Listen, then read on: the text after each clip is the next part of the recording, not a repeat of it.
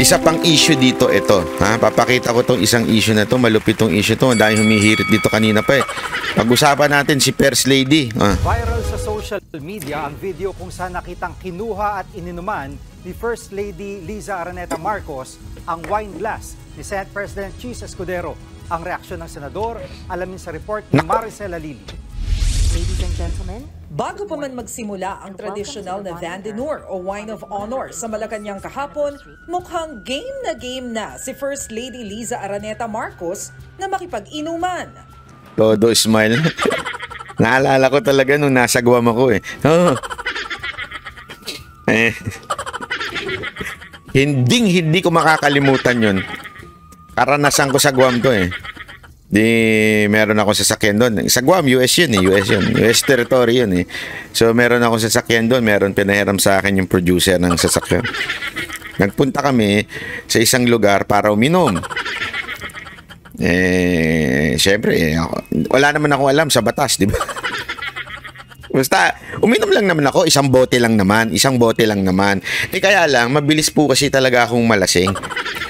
Kasi hindi naman sa malasing, pero yung kasi siyempre hindi ako nanginginom eh. Hindi ako nanginginom. Ano ako eh, yung tipong pag uminom siguro once every 3 months, gano'n. Gano'n ako uminom eh. So siyempre, yung alcohol tolerance ko talagang konti lang, medyo naka-smile ka na, gano'n. Alala ko na nag-drive ako, naka-smile ako eh. Tapos iniilawan na ako ng pulis sa kabila. Sa kabila nga naman siya. Sabi ko, anak ng weteng. Ano bang ginagawa ko? Pumunta na ako ng hotel. Buti hindi niya ako nasundan ng hotel. Tapos naikwento ko dun sa kaibigan ko. Sabi niya, bakit ka naman inilaw? Ewan ko, hindi ko alam eh. Kasi nakangiti ka. Sabi ko, bakit? Anong masama sa nakangiti? Kasi pagka nakainom, yung tipsy, medyo nakangiti ka na. Ganon. Naalala ko lang kasi biglang si Madam si Madam Lisa dito, naka-smile na siya eh. Todo na smile eh. So, hindi ko alam kung nakainom na siya dito o excited na siyang uminom. Panoorin niyo to ito eksena. Kasi yung mga napapanood nating video, medyo putol yun. Ito yung mahabang video. Matapos salubungin ang mga dumarating na miyembro ng Diplomatic Corps, dumiretso na sila ni Pangulong Bongbong Marcos sa Ceremonial Hall kung saan nag-aabang ang mga panauhin. Dito nakuna ng viral moment ng First Lady. Sa sunod kasing tagpo, nilapitan niya si Senate President Chis Escudero. Kinuha ang kanyang wine glass, sabay inom. Alam mo, nung una, akala ko, yung unang video na nakita ko sa TikTok, wala namang masama. Kasi sabi ko, alak niya yun. Ipinahawak niya kay Chis Escudero. Ano ba namang masama doon? Yung pala, alak pala ni Chis Escudero talaga yun. Tapos nakatayo siya doon. Tapos biglang kinuha ni First Lady ni Liza Marcos sa loob-loob ko. Patay ka. Hindi yung reaction ni Chis Escudero ang gusto kong malaman. Ang reaction ni Heart Evangelista. Ngayon, totoo naman eh, di ba? Ano kaya ang reaction ni Heart Evangelista dito? Would she be proud of her husband? Would she make jelly? At dahil bakit meron kang ibang kasi alam nyo ito gusto nyo malaman ang reaction ko? Gusto nyo malaman? Ay nako. Sige, basa. Babasahin ko kasi sinulat ko yan eh.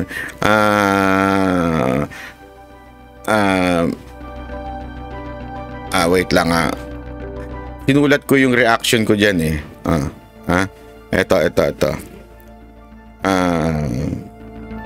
Wait lang. Sabi ng Kapitulo 3, sabi dito, versikulo 1, teka muna, miss. Huwag ka nang sumama. Inumang magdamag, naabot hanggang umaga. Daig pa ang gayuma, tatama sa kanila.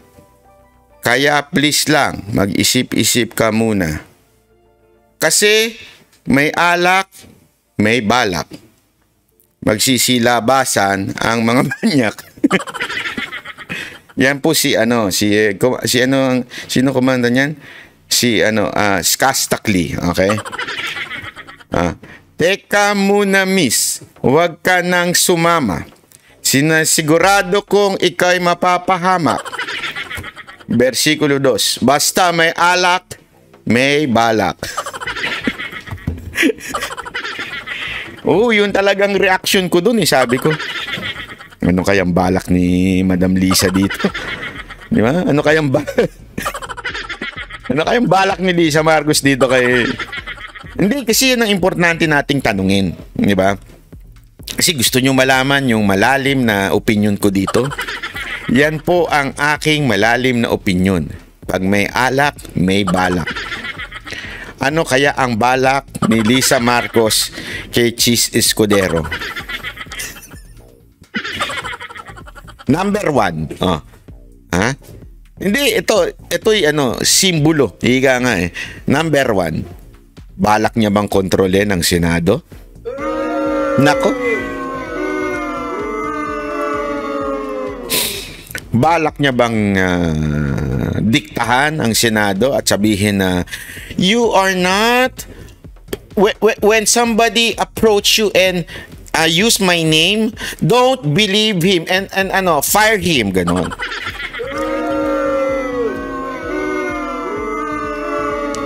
Okay, or number 3, baka naman talagang napagkamalang lang mukhang waiter si Escudero. Ano sa tingin nyo? Hindi kasi feeling ko, eto. Kaya nga natin bibilug-bilugan yan ala Jojo de Guzman. Bilugan natin. Bilugan nyo.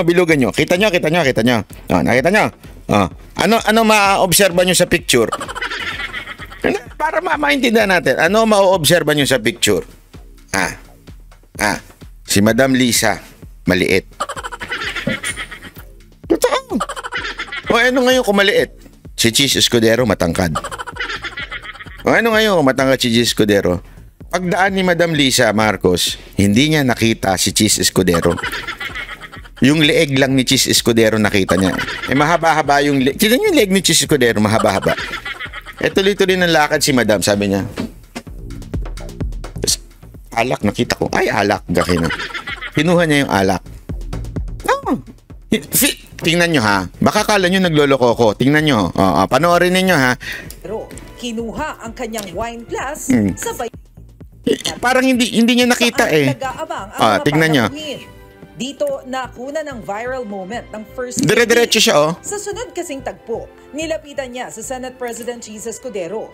Kinuha ang kanyang wine glass, sabay inom. Tapos binitawan. Inilaman niya ang baso sa senador na tila natatawa lang sa nangyari. Matapos nito, hindi niya binate. Napansin niyo kasi tandaan niyo Senate President yan. Senate President yan. Pagka namatay ang Vice Presidente at ang Presidente, Senate President ang papalit. Di ba? Senate President yan. Bakit hindi napansin? Hindi niyo kinuha yung alak, uminom, binalik, umalis. Hindi niya na-recognize. Feeling ko yun hindi niya na-recognize. Kaya nga, ito ang tanong. Ano kaya ang reaction ni Heart Evangelista dyan?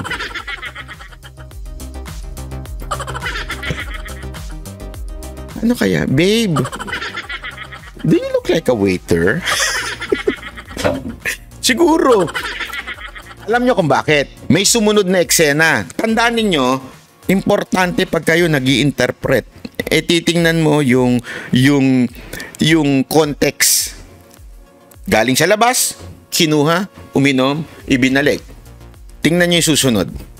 bumati ang First Lady sa ibang guests. At bumati yung First Lady sa ibang guests. Kay Chis, hindi. Tingnan nyo pa. makikitang inabutan din siya ng sarili niyang wine glass. Inabutan siya ng waiter ng wine glass niya. Okay? Yun na yung nagabot. Siguro, doon pa lang sa simula, humihingi na siya ng wine glass. Pengi akong wine glass. Sabi niya siguro, can I have wine glass please? Kaya lang, Sabi nung ma'am, wait lang po kasi may mga ambassador pa po, mga kakamay sa inyo. After po ibibigay. Okay. O di kamay-kamay, nakasmile lang siya. Ang tagal naman ng kamayan yan, ng inang yan. Tagal ng kamayan. So, pagkakamay, tapos na, di ba? O, tapos, ay, ayun na yung wine ko. Kinuha niya yung wine kay Cheese. Ininom. Tapos binalik na. Tapos, hindi niya binati. Binati niya iba. Ibig sabihin, hindi siya masungit. Binati niya iba eh. Ay, hello. Ay, ito pala yung wine ko. Sabi, kinuha niya yung wine. Ito pala, hindi pala yun. So, feeling ko talaga na pagkamalan niya si Cheese Escuderong waiter.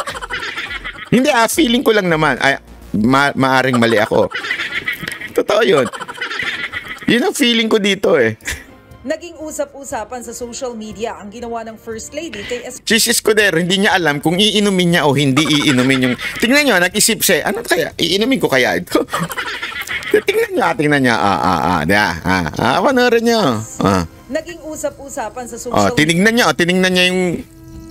Ang ina, ubus na. Ano to?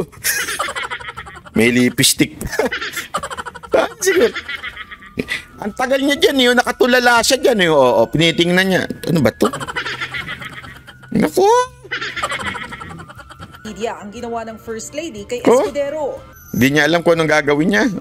Para sa ibang netizens, tila naging waiter ang senador. May iba na... So, ayun na ho yung eksena doon. Ngayon, anong makabuluhan makukuha natin dito?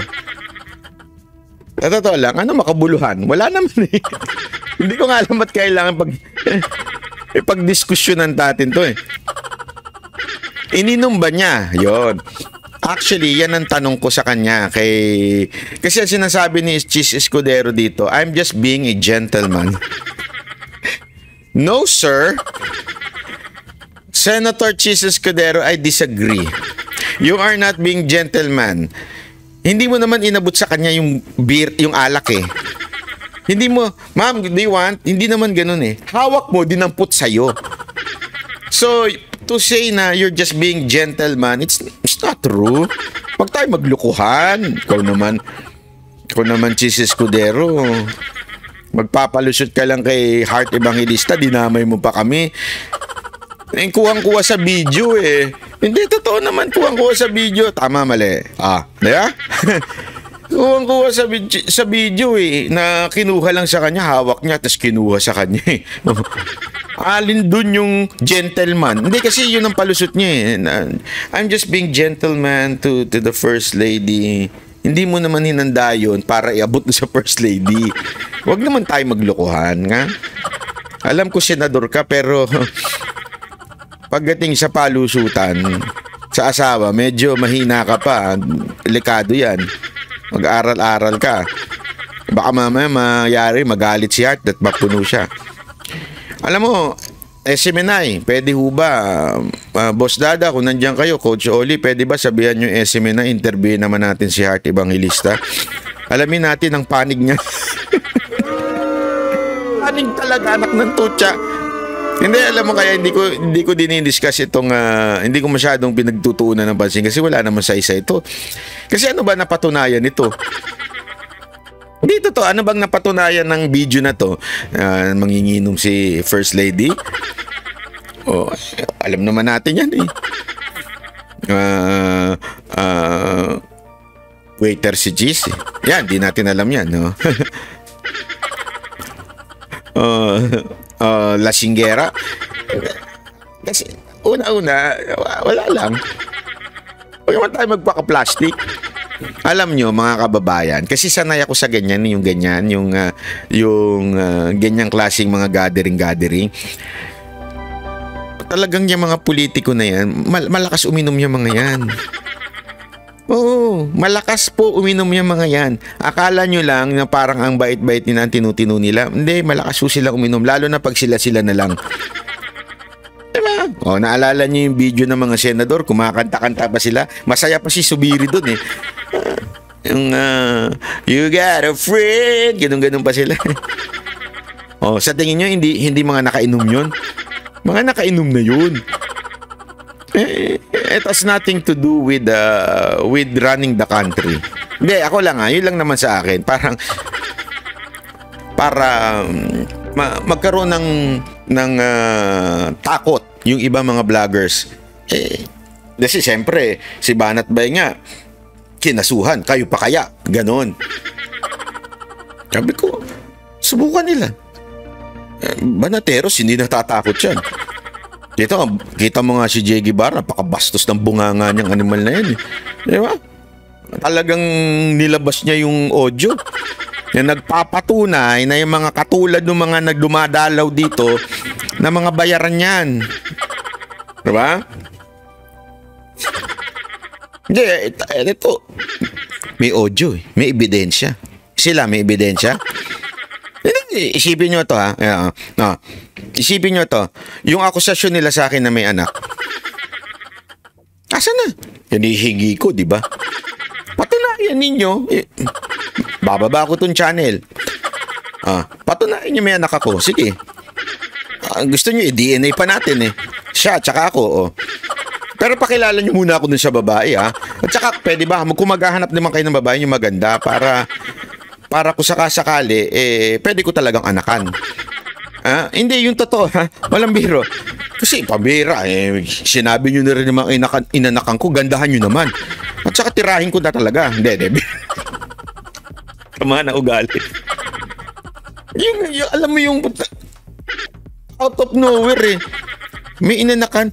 Ang tagal ko nang walang magkakaanak ako, paano pa? Yung bang ganun na parang, yung pinakamalayong bagay na ang tagal ko nang walang ang pinakahuli ko pa ata college pa. Totoo, walang biro. Hindi pa nga ito naalala ko to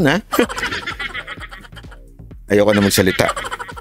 Hindi naman kayo maniniwala Pero yung ex ko, yung dalawa kong ex, walang nangyari sa amin. Ganon ako Kasi sabi ko talaga noon, ito walang biro ito. Ang sabi ko noon, hindi ko gagawin to nang walang wedding ring. Yun ang totoo. Titigan lang, ganon. Tigang na ba? Oo, grabe. Wala na talaga, wala na. Matuloy. Di ba? Ano pa? Taba.